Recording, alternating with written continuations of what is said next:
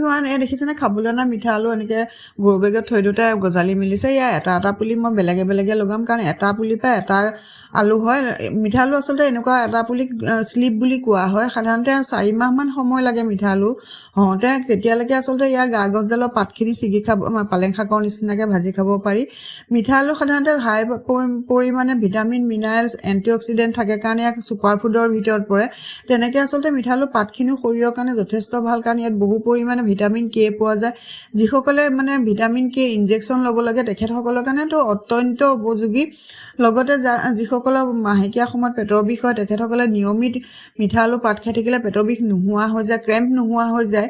আৰু লগতে এটা জইণ্ট পেইন হাৰ্ট ডিজিজ বাত বিষৰ কাৰণেতো যথেষ্ট উপকাৰী আৰু ই বহু পৰিমাণে কে ভিটামিন থকাৰ কাৰণে কেঞ্চাৰ প্ৰতিৰোধক